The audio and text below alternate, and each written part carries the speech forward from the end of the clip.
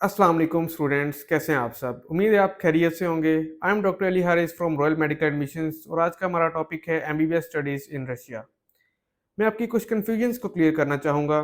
कुछ स्टूडेंट पाकिस्तान में Kyrgyzstan, Kazakhstan को एमबीबीएस जो रशिया के अंदर हो रहा है उससे कंपेयर करते हैं।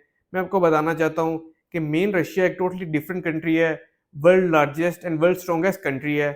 इसको आप किसी और कंट्री से कंपेयर नहीं कर सकते। यहाँ पे आपको वर्ल्ड ओल्डेस्ट मेडिकल यूनिवर्सिटीज़ देखने को मिलती हैं, जिसके अंदर यूनिवर्सिटीज़ का वर्ल्ड रैंक भी बहुत अच्छा है और सारी की सारी गवर्नमेंट सेक्टर की यूनिवर्सिटीज़ हैं। यहाँ पे प्राइवेट सेक्टर यूनिवर्सिटीज़ का कॉन्सेप्ट ही नहीं है। पाकिस्तान में कुछ local agents, local consultants Kyrgyzstan, Kazakhstan इन कंट्रीज़ को जो छोटे-छोटे से अलहदा कंट्रीज़ हैं, इनको मेन रशिया के तौर पे प्रमोट करते हैं, तो स्टूडेंट्स भी कन्फ्यूज़ हो जाते हैं। तो मैं आपकी ये कन्फ्यूजन को क्लियर करना चाहूँगा कि मेन रशिया के अंदर बेस्ट मेडिकल फैसिलिटीज़ आपको मिलती हैं। 150 to 200 years old medical universities आपको गवर्नमेंट सेक्टर में देखने को मिलती हैं और यहाँ पे स्टडी का स्टैंडर्ड बाकी सब कंट्रीज से बहुत अच्छा है और मिनिमम बजट के अंदर आपका एमबीबीएस यहाँ पे कंप्लीट होता है। और इसके अलावा आज हम एक छोटा सा क्यू&ए सेशन भी करेंगे जिसके अंदर जो स्टूडेंट्स हमसे एमबीबीएस इन रशिया के हवाले से डिफरेंट क्वेश्चंस पूछते हैं, हम ट्राई करेंगे इस वीडियो के अंदर सारे क्लियर हो जाएं। ये हमारे टीम मेंबर है मोहम्मद सुहेब अली, ये हमसे क्वेश्चन पूछेंगे आज जो स्टूडेंट्स हमसे फ्रिक्वेंटली पूछते रहते हैं। तो ट्राई करेंगे आपके जितने भी क्वेश्चन हैं इस वीडियो के अंदर क्लियर हो जाए। Thank you so much for the introduction. Sir, मेरे पास कुछ फ्रीक्वेंटली आस्क्ड क्वेश्चंस हैं स्टूडेंट्स की तरफ से और उनमें से पहला क्वेश्चन जो है हमारे पास वो है कि रशिया में जो यूनिवर्सिटीज़ हैं वो पब्लिक हैं या प्राइवेट हैं?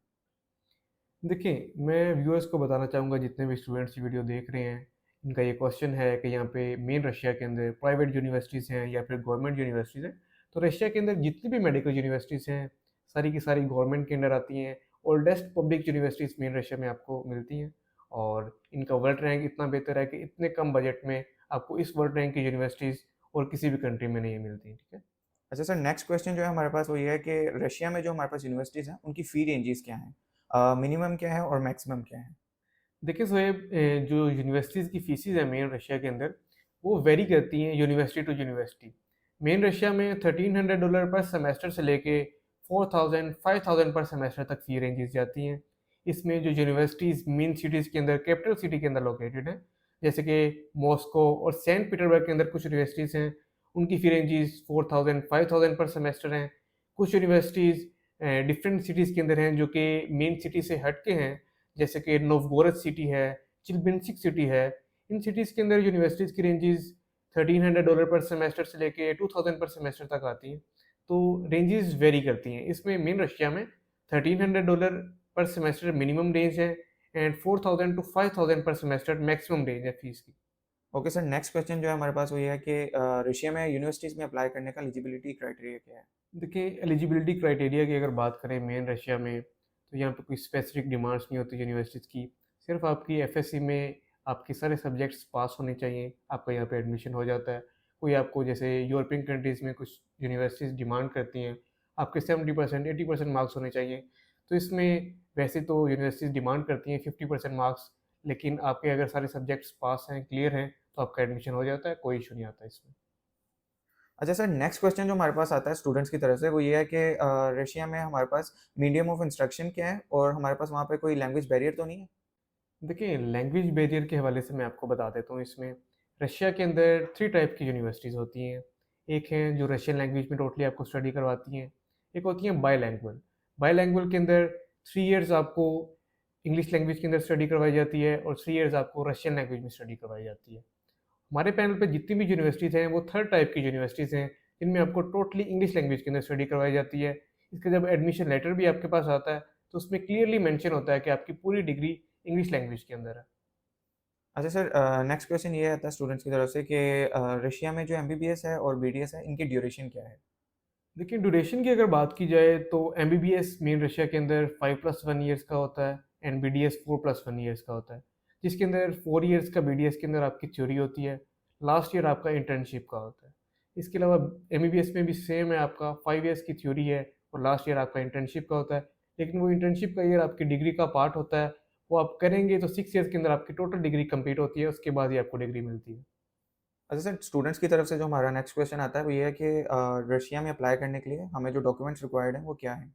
जिसमें डॉक्यूमेंट्स की बात की जाए तो बेसिक डॉक्यूमेंट्स रिक्वायर होते हैं, जिसके अंदर आपके 10th और 12th का रिजल्ट कार्ड, आपका आईडी कार्ड या पासपोर्ट। पासपोर्ट आपका रिक्वायर होता है, लेकिन अगर आपका पासपोर्ट नहीं बना तो आपका आईडी कार्ड या कोई भी आइडेंटिटी डॉक्यूमेंट उसमें चल जाता है। लेकिन जब आप अप्लाई करते हैं उसके बाद पासपोर्ट आपको एज़ सून एज़ पॉसिबल बनवाना पड़ता है, उसके बाद ही आपका एडमिशन लेटर इश्यू होता है। उसके अलावा आपकी पासपोर्ट साइज़ वाइट बैकग्राउंड में पिक्चर और आपकी एक्टिव ईमेल आईडी, ये चीज़ें रिक्वायर होती हैं। इसके अलावा मैं बताना चाहूँगा कि कुछ स्टूडेंट्स, उनका पार्ट 1 का रिज़ल्ट आया होता है, उन्होंने पार्ट 2 के एग्ज़ाम्स दिए होते हैं और वो चाह रहे होते हैं कि हमारा रिज़ल्ट आ जाए, उसके बाद हम अप्लाई करते हैं। लेकिन तब तक एडमिशन्स क्लोज़ हो जाते हैं यूनिवर्सिटीज़ के अंदर। आपका एडमिशन, जब आपका रिज़ल्ट अगर नहीं आया पार्ट 2 का, तो आपका एडमिशन पार्ट 1 की बेस पे ही हो जाता है। जब आपका प्रोसेस कंप्लीट होता है, तब तक आपका रिज़ल्ट आ जाता है पार्ट 2 का। अब उसका जो रिज़ल्ट है, वो तब सबमिट करवा सकते हैं, उसमें कोई प्रॉब्लम नहीं है। अच्छा सर, जैसे यूरोपियन कंट्रीज़ में स्टूडेंट्स का वीज़ा रिजेक्ट हो जाता है, तो रशिया में जो है एडमिशन और वीज़ा रेशियो कैसी है? जिसमें एक्सेप्टेंस रेशियो की बात की जाए तो आपका एडमिशन 100% होता है, आपका वीज़ा भी मेन रशिया में 100% होता है। अब इसमें जो यूरोपियन यूनिवर्सिटीज़ हैं, उनमें अगर आप अप्लाई करते हैं, तो वहाँ की यूनिवर्सिटीज़ कुछ एडमिशन भी रिफ्यूज़ कर देती हैं और यूरोपियन कंट्रीज़ पे जो वीज़ा है, वो भी आपका 100% नहीं होता। लेकिन मेन रशिया के अंदर आपको ये प्रॉब्लम फेस नहीं करना पड़ता। 100% यहाँ पे एडमिशन होता है, वीज़ा रेशियो भी 100% है टोटली। अच्छा सर, रशिया में स्टूडेंट्स स्टडी के साथ वर्क उनको अलाउ होता है और कोई जॉब पे रिस्ट्रिक्शंस तो नहीं है? जी, बिल्कुल सोहेब, यहाँ पे वर्क टोटली अलाउ होता है आपको, यहाँ पे कोई रेस्ट्रिक्शन नहीं है। कुछ कंट्रीज़ हैं जहाँ पे आपको वर्क अलाउ नहीं होता स्टूडेंट वीज़ा पे, कुछ कंट्रीज़ हैं जहाँ पे आपको वर्क अलाउ होता है, लेकिन आपको रेस्ट्रिक्शन होती है कि आप पर वीक 20 आवर्स वर्क कर सकते हैं। लेकिन मेन रशिया के अंदर आपको ऐसी कोई रेस्ट्रिक्शन नहीं होती। आप यहाँ पे जितना चाहें वर्क कर सकते हैं, आपको वर्क टोटली अलाउ होता है और आप वहाँ पे वर्क करके अपने वहाँ के एक्सपेंसेस ईज़िली मैनेज कर सकते हैं। और जॉब अपॉर्च्युनिटीज़ की बात की जाए, तो जिन सिटीज़ के अंदर हमारे प्रीवियस स्टूडेंट्स स्टडी कर रहे हैं, वहाँ पे हमें फीडबैक मिलता है उनका, तो वहाँ पे जॉब अपॉर्च्युनिटीज़ काफ़ी अच्छी हैं, वहाँ पे अर्निंग अपॉर्च्युनिटीज़ आपको काफ़ी अच्छी मिल जाती हैं। अच्छा सर, मेजॉरिटी स्टूडेंट्स को एडमिशन का प्रोसीजर जो है वो समझ में नहीं आता। तो आप क्या step by step procedure guide कर सकते हैं एडमिशन अप्लाई करने का? देखिए, प्रोसीजर की अगर बात की जाए तो मेन रशिया का सिंपल सा प्रोसीजर है। इसके अंदर आपके बेसिक डॉक्यूमेंट्स जो मैंने आपको बताए वो स्कैन फॉर्म में रिक्वायर्ड होते हैं। इसके साथ आपकी इनविटेशन फ़ी यूनिवर्सिटी की रिक्वायर्ड होती है। जैसे आपके डॉक्यूमेंट्स और इनविटेशन फ़ी रिसीव होती है, सेम डे में आपका अप्लाई हो जाता है। विदिन 5 टू 6 वर्किंग डेज़ आपका यूनिवर्सिटी की तरफ से ऑफिशियल एडमिशन लेटर आ जाता है। इसके बाद आपका यूनिवर्सिटी की तरफ से जुलाई के अंदर एग्रीमेंट कॉन्ट्रैक्ट आता है, वो आपका साइन होता है। उसके बाद सितंबर के अंदर आपका यूनिवर्सिटी की तरफ से invitation letter and visa supporting documents आते हैं। इसके बाद विदिन 5 टू 6 वर्किंग डेज़ आपकी वीज़ा स्टैंपिंग होती है और यहाँ से स्टूडेंट्स की हम ग्रुप में फ़्लाइट्स करवाते हैं। अक्टूबर के फर्स्ट वीक में आपकी क्लासेस स्टार्ट होती हैं।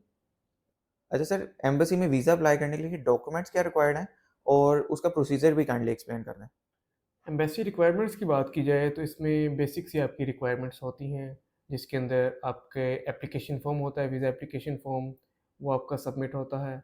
उसके बाद आपका ओरिजिनल पासपोर्ट, आपकी पासपोर्ट साइज़ वाइट बैकग्राउंड में पिक्चर्स, ये चीज़ें रिक्वायर्ड होती हैं। इसके बाद आपके जितने भी एजुकेशनल डॉक्यूमेंट्स हैं, जिसके अंदर आपका 10th और 12th का रिज़ल्ट कार्ड ओरिजिनल, वो आपका मोफा से अटैच्ड होता है, मिनिस्ट्री ऑफ फॉरेन अफेयर्स।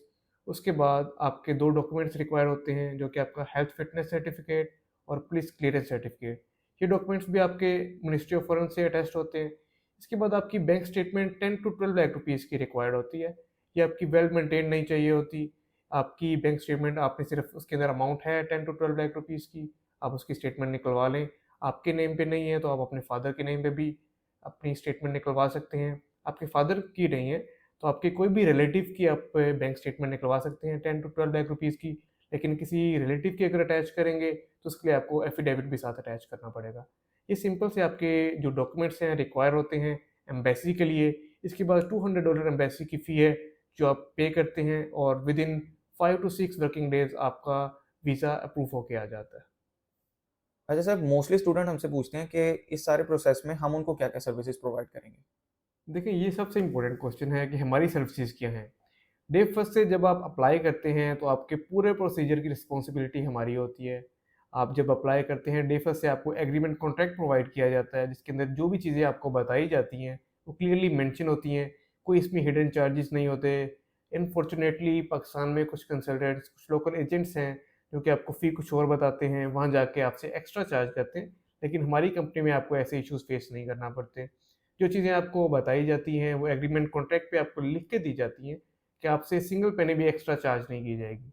आपके पूरे प्रोसेस की रिस्पॉन्सिबिलिटी हमारी होती है और उसके बाद जब आपका प्रोसेस कंप्लीट होता है, जब आप यहाँ से फ्लाई करते हैं हमारे ग्रुप ऑफ स्टूडेंट्स के साथ, तो वहाँ पे एयरपोर्ट रिसीविंग के लिए हमारी टीम अवेलेबल होती है। आपको एयरपोर्ट से रिसीव करते हैं, हॉस्टल में अकोमोडेट करवाते हैं और वहाँ पे आपकी जितनी भी डॉक्यूमेंटेशन है, उसकी रिस्पॉन्सिबिलिटी भी हमारी होती है। आपकी डॉक्यूमेंटेशन कंप्लीट करवाते हैं, आपके हॉस्टल के ड्यूज़, आपकी यूनिवर्सिटी की फीसेस क्लियर करवा के और विद इन 6 इयर्स पूरी डिग्री के टेन्योर में आपको कोई भी इश्यू आता है वहाँ पे, छोटे से छोटा इश्यू भी आता है, तो हमारी कंपनी की जो टीम है वहाँ पे अवेलेबल है, आपके इश्यू को as soon as possible resolve करवाया जाता है। जी, थैंक यू सोहेब। आज का हमारा क्यू एंड ए सेशन बहुत अच्छा रहा। होपफुली जितने भी स्टूडेंट्स के क्वेश्चन थे सारे क्लियर हो गए होंगे। अगर आपके कोई और क्वेश्चंस हैं तो आप कमेंट सेक्शन में हमसे पूछ सकते हैं। अगर आप अप्लाई करना चाह रहे हैं एमबीबीएस इन रशिया के लिए इस सितंबर इनटेक में, तो आप हमसे कॉन्टैक्ट कर सकते हैं हमारे दिए गए नंबर्स पे, या फिर आप हमारा ऑफिस भी विजिट कर सकते हैं जो कि डीएचए फेज़ 12 में है। Thank you so much. अल्लाह हाफ़िज़।